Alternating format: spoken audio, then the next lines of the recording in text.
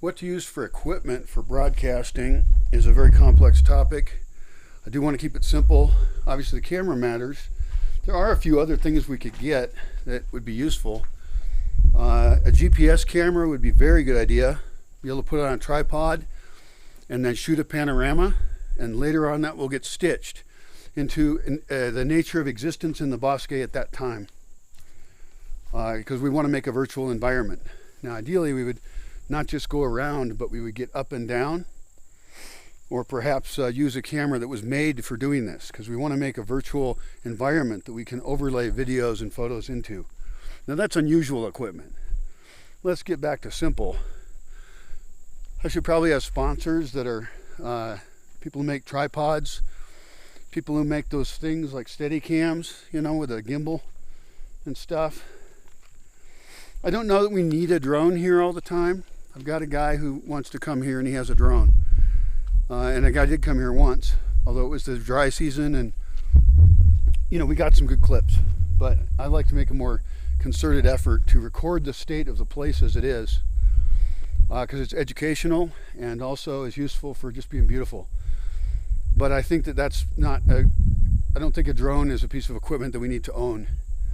It's after we've recorded the place, it's kind of a gimmick, unless we were to travel around and record beautiful places nearby, and we're not currently traveling, right? So no drone. Like I said, I want to keep it simple. I don't want to buy the fanciest stuff if we don't really need it. It doesn't really add to the project. Some portable LED lights, rechargeable, that can be put on a tripod even, like kind of biggish, would be really helpful, because we do want to film so much outside, and we want to get fill light so we don't look like we have harsh shadows on our face. I mean, even with this nice cloud cover, look at this beautiful day, it's still, there's, you know, shadows on my face that I don't like around my eyes and stuff. I could always shoot like this, although then my eyes have to be in it. So it's an option. Some people have used those reflectors. That's usually for a more formal shoot.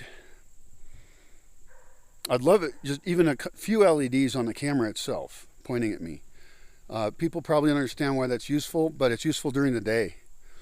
And I'd love to have like warm frequency LED lights on the camera, you know.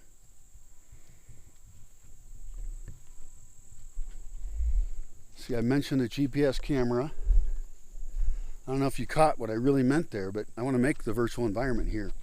There's engines that are improving for these kinds of things.